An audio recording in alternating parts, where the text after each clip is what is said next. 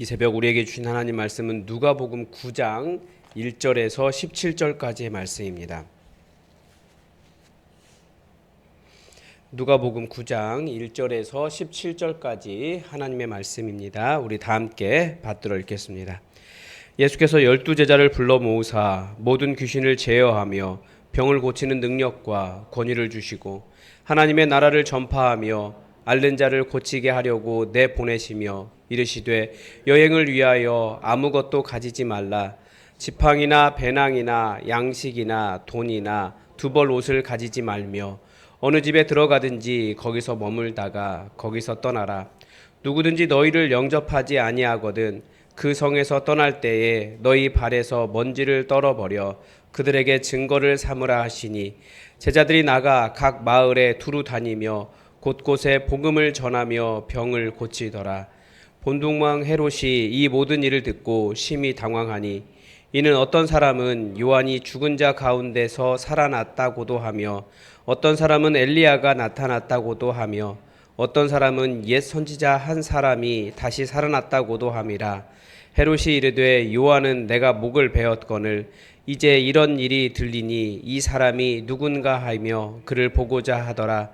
사도들이 돌아와 자기들의 행한 모든 것을 예수께 여쭈니 데리시고 따로 벳세다라는 고을로 떠나가셨으나 무리가 알고 따라왔거늘 예수께서 그들을 영접하사 하나님 나라의 일을 이야기하시며 병 고칠 자들은 고치시더라.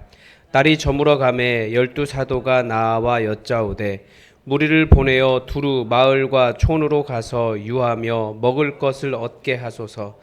우리가 있는 여기는 빈들이니이다. 예수께서 이르시되 너희가 먹을 것을 주라 하시니 여짜오되 우리에게 떡 5개와 물고기 2마리밖에 없으니 이 모든 사람을 위하여 먹을 것을 사지 아니하고서는 할 수 없사옵나이다 하니 이는 남자가 한 5,000명 되밀어라. 제자들에게 이르시되 때를 지어 한 50명씩 앉히라 하시니 제자들이 이렇게 하여 다 앉힌 후 예수께서 떡 5개와 물고기 2마리를 가지사 하늘을 우러러 축사하시고 떼어 제자들에게 주어 무리에게 나누어 주게 하시니 먹고 다 배불렀더라.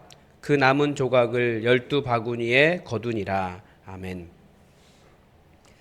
오늘은 제자의 일과 자세라는 제목으로 하나님의 말씀을 증거하겠습니다. 이런 구분이 가능하지는 않지만 실제적으로 우리에게는 이런 구분이 있다라는 것을 압니다. 교회 안에 다양한 사람들이 있지만 그 사람들이 모두가 다 예수님의 제자로서 열심을 내어 살아가지는 않는다라고 하는 사실입니다. 그래서 복음서 안에는 분명히 제자라고 하는 구분을 두고 있습니다. 교회 안에 제자와 교인이 있다라는 거죠. 바리새인들은 교인을 만들려고 하는 사람들이다. 예수님께서 비판을 하시고 반대로 우리는 제자를 만들려고 하는 사람들입니다. 다시 말하면 우리 모두가 다 제자가 되어야 된다라는 거죠. 그런데 제자가 되는 것에 가장 먼저 어떤 오해가 있을 수 있습니다. 제자가 뭐 하는 사람들인가라고 하는 거죠. 많은 교회들이 제자 훈련을 한다고 하지만 좋은 교인 만드는 게 목적이에요. 그러나 제자는 절대 좋은 교인 만드는 것이 아닙니다. 오늘 본문은 바로 그런 제자들이 어떤 존재들이고 제자는 어떠한 마인드로 살아가야 하는가에 대해서 본문이 잘 가르쳐 줍니다. 본문은 가장 먼저 제자의 일에 대해서 가르쳐 줍니다. 제자는 어떤 사람이냐, 어떤 일을 하는 사람이냐, 우리는 오해할 수 있습니다. 예수님은 많은 교인을 요구한 것이 아닙니다. 많은 교인을 얻고자 하셨다면 그냥 갈릴리에서 따라다니는 무리들 데리고 거기서 목회하셨으면 엄청난 무리들을 교인들로 얻으셨을 것입니다. 그런데 예수님은 그렇게 예수님을 따라다니는 많은 사람 중에 12만 택하여 부르셨고 그들에게 특별한 훈련을 하셨고 그들을 사도라고 불러서 세워주셨습니다. 그들이 받은 특별한 훈련이 무엇입니까? 예수님처럼 살도록 하신 거죠. 그래서 예수님은 제자들을 파송하신 장면이 오늘 본문입니다. 본문에서 가장 먼저 제자들에게 제자의 일에 대해서 가장 먼저 가르쳐 주십니다. 제자는 어떤 사람이냐, 어떤 일을 하는 사람이냐, 우리 오해할 수 있는데 파송하셨다라는 거죠. 파송이라고 하는 말은 특별한 목적을 가지고 그 일을 감당하라고 보냈다라는 뜻입니다. 2절에 보면 그들이 무엇을 위해서 보냄을 받았는지, 파송받았는지를 알 수 있습니다. 하나님 나라를 선포하고 아픈 사람을 낫게 해주라 라고 하셨습니다. 하나님 나라의 선포와 그 증거로서 병이 치유되는 일을 위해 파송받았다라는 것입니다. 이 말씀 보면 우리가 왜 보냄 받았는지, 제자가 되려고 하는지를 한번 생각해 보아야 됩니다. 제자가 되려는 목적이 무엇입니까? 우리는 첫 번째로 하나님 나라를 세워가고 예수 그리스도의 이름으로 사람들을 치유하기 위해서 보냄 받았다라는 것입니다. 이것은 오직 예수님의 제자들만이 가능한 일입니다. 칭찬 듣는 일, 좋은 일들 누구든지 할 수 있습니다. 보람도 있습니다. 그러나 지금 여기서 말하는 하나님 나라를 세우고 선포하고 예수 그리스도의 이름으로 사람들을 치유하는 일은 오직 제자들만 할 수 있다라는 것입니다. 그래서 우리가 사명을 오해하면 안 됩니다. 우리에게는 교회를 이루고 여러 가지 하나님의 뜻을 감당해야 되는 사명이 있습니다. 물론 이렇게 단순하게만 말할 수는 없습니다. 그렇지만 기본적인 것은 이거라는 거예요. 우리가 올 한 해 영혼을 구원하여 제자 삼는 교회가 되자라고 말하는 이유도 여기에 있습니다. 우리의 사명이 하나님 나라를 세워가고 사람들을 치유하는 일이기 때문에 그렇습니다. 열심히 기도하는 이유도 이것입니다. 왜냐하면 하나님 나라를 세우고 사람들을 치유하기 위해서 우리는 기도하는 것입니다. 그런데 우리가 이런 사명을 가지고 있다는 것을 알기는 하지만 우리가 왜 막상 잘 감당하지 못합니까? 그 이유는 우리에게는 그만한 능력이 없다라고 생각하기 때문에 그렇습니다. 그러나 1절에 보면 예수님은 제자들을 그냥 보내시지 않으셨습니다.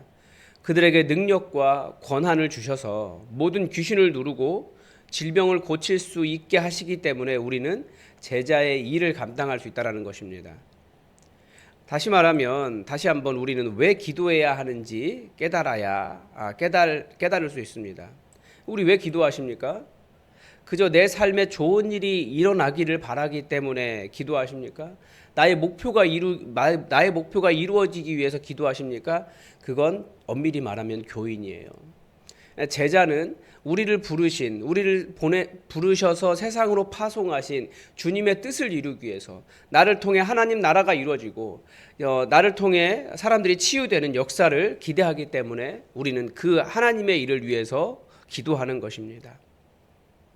제자로 부름 받았기 때문에 제자의 사명을 감당할 수 있게 하나님 나라를 선포할 수 있게 해달라고, 나를 사용해달라고, 나에게 귀신을 누르고 질병을 고칠 수 있는 권한을 달라고, 이 일을 위해서 기도하시기 바랍니다. 주님은 절대 제자들에게 일을 시키시고 그냥 보내시지 않으시는 분이라는 거죠. 그 일을 감당할 수 있는 능력을 갖추어서 보내십니다. 그런데 그 능력이 언제 나타납니까? 현장에 가서 맡은 바 사명을 감당하기 전까지는 나타나지 않습니다. 제자들이 귀신 들린 자들을 맞닥뜨리고 병자들을 마주 대할 때에야 그 능력이 나타나는 것입니다. 그래서 제자들은 주님께서 보내신 대로 시키신 대로 마을마다 돌아다니며 가는 곳마다 좋은 소식, 하나님 나라를 알리고 병을 고쳐주었습니다. 여러분, 우리도 이런 사역하고 싶지 않으십니까? 우리가 이런 놀라운 일로 부름받았다는 것을 기억해야 합니다. 그리고 이게 사명이구나, 그것을 알아야 또 이 사명의 자리로 나아갈 수 있습니다. 그리고 오늘 본문 안에는 우리가 오병이어라고 부르는 내용도 나와 있습니다. 성서윤희온 성경 본문이 6년의 성경 전체를 묵상하도록 했기 때문에 본문이 좀 길게 다루어진 것 같다라고 이렇게 보이지만 이 본문도 사실은 철저히 제자와 관련이 있습니다. 특히 누가복음은 더 그렇습니다. 오병이어의 기적은 사도들이 돌아와서 자기들이 한 일을 다 예수님께 말씀드린 장면에서부터 시작합니다. 즉 오병이어의 기적은 예수님께서 제자들을 파송하신 내용을 이어가고 있다는 거죠. 오병이어의 기적을 통해서도 예수님은 계속해서 제자는 어떤 자들인가, 제자들에 대해서 말씀하고 싶으셨다는 것입니다. 제자들의 선고 보고를 들으신 예수님께서 따로 물러나셔서 한 도시 벳세다라는 곳으로 가셨습니다. 그런데 엄청나게 많은 사람들이 여전히 예수님을 찾아 따라갔습니다. 여전히 예수님은 그들을 너무나 따뜻하게 맞아주시고 필요한 사람들에게 병을 고쳐주셨습니다. 그리고 날이 저물었어요. 이때 그 사도 12명이 예수님께 나와 한 말이 있습니다. 그러니까 사도들이 먼저 예수님께 나온 거예요. 이제 무리를 흩어 보내시죠. 주변 마을과 여러 곳으로 가서 묵을 곳도 알아보고 먹을 것도 와서 사서 먹게 하시지요. 여기는 마을과 좀 많이 떨어져 있습니다. 이 제자들이 예수님께 한 말이에요. 나름대로 일리가 있고 합리적입니다. 다른 사람들도 다 그러했을 것입니다. 그런데 예수님은 그것이 제자의 자세가 아니라고 말씀하십니다. 제자들은 예수님에게 그렇게 말했을지라도 반대로 예수님은 제자들에게 뭐라고 말씀하십니까? 이게 완전히 사고가 다른 거죠. 여러분들이 주세요. 그들에게 먹을 것을 여러분들이 주세요. 제자들이 다시 대답하죠. 우리에게는 빵 5개와 물고기 2마리 뿐입니다. 누가복음은 이 오병이어의 이 근본이 되었던 빵 5개와 물고기 2마리가 어린아이의 도시락이라고 말하지 않습니다. 제자들이 가지고 있는 것이라고 이야기해요. 그것이 먹을 것의 전부라고 이야기합니다. 그런데 그 물고기 2마리와 빵 5개가 남자 어른만 5,000명, 그러니까 엄청난, 여자까지 포함하면 엄청나게 많은 사람들이 먹고 12광주리가 남을 정도로 풍성해졌다는 것을 알 수 있습니다. 누가복음이 제자들에 대해서 어떤 이야기를 하고 싶었을까요? 비록 적은 것을 가졌다 할지라도 주님의 일을 감당하려고 할 때 모든 자원은 하늘로부터 내려온다라고 하는 것을 가르쳐 주고 싶으셨던 겁니다. 제자들은 누구를 위해서 사역합니까?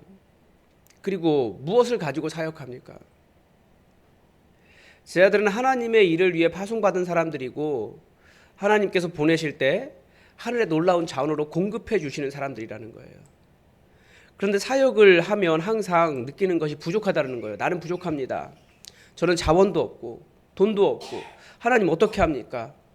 그렇게 말하기가 쉽습니다.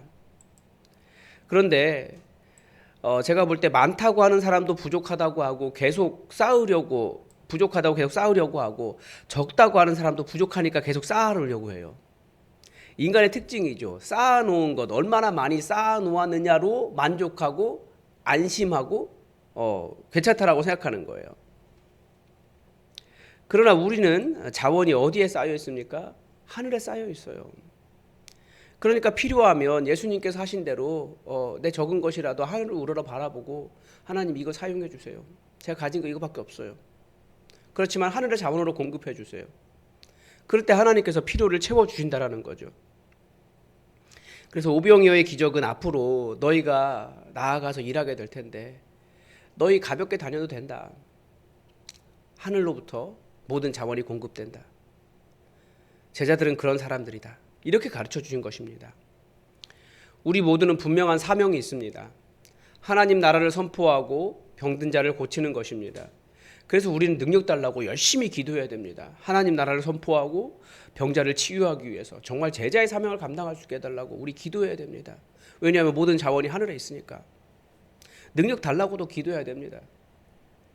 우리가 엄청난 일을 감당하기에 우리가 가진 자원은 너무나 적을 수 있어요. 그게 맞아요. 왜냐하면 자원은 하늘에 있으니까. 그러나 너무나 풍성한 자원이 하늘에 있기 때문에 우리는 하늘로부터 온다라는 것을 알고 나의 능력과 나의 자본을 보는 것이 아니라 나의 자원을 보는 것이 아니라 하늘로부터 오는 것을 하늘을 우러러 의지하며 우리는 기도하며 이 제자의 길을 걸어가는 것입니다.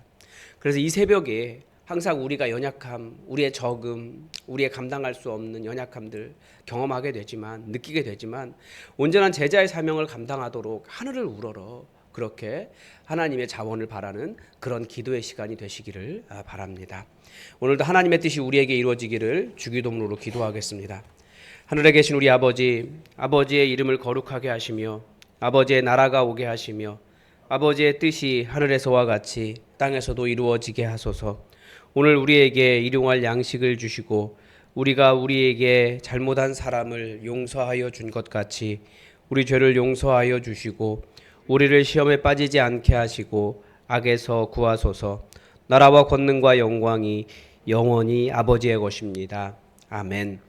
여러분, 오늘 수요 기도회가 있는 날입니다. 오늘 수요 기도회가 찬양과 성령의 권능이 임하는, 찬양 가운데 하나님 나라가 임하고 우리 기도 가운데 성령께서 임하시는 그런 시간 될 수 있도록 기도해 주시기 바랍니다. 그리고 오늘도 캠퍼스를 위해서 함께 기도하겠습니다. 오늘 기도하실 때 올바른 대학 문화를 위해서 기도해 주시기 바랍니다. 우리 대학생들이 계속해서 비교의식과 불안한 미래 때문에 불안이나 수면장애나 우울증을 경험하고 있습니다. 우리 대학생들이 그 10명 중에 4명이 그런 수준에 이르렀다고 합니다. 여러분, 이 상황을 위해서 예수 그리스도의 복음 안에서 참된 평안과 회복을 누릴 수 있도록 기도해 주시기 바랍니다. 그리고 여러분은 다 아시겠지만 혼전 성관계나 혼전 동거나 동성애 등 캠퍼스는 성적으로 심각하게 무분별한 상태에 빠져 있습니다. 말씀에 기초하지 않으면 세상은 그렇게 가게 되어 있습니다. 그래서 바른 신학과 하나님의 말씀에 기초한 성 가치관과 성 윤리, 성 역할, 성 규범들을 세워갈 수 있도록 여러분 기도해 주십시오. 그리고 대학이 정직하게 공부하고 윤리의식이 바로 서 있을 수 있도록 여러분 기도해 주시고, 돈이라고 하는 최고의 가치를 위해서 사는 것이 아니라 정말 우리를 부르신 하나님의 뜻을 알고 우리에게 보내주신 사람들로 행복한 그런 바른 관계와 공동체를 서로 누리게 해달라고, 우리 대학 문화의 변화를 위해서. 그리고 제 개인적인 바람은 좀 술 좀 덜 먹었으면 좋겠어요. 안 먹었으면 좋겠고 사고가 너무 많은 것 같아요. 우리 자녀들을 지켜달라고 대학의 문화를 위해서 함께 기도해 주시기 바랍니다. 다 함께 기도하겠습니다.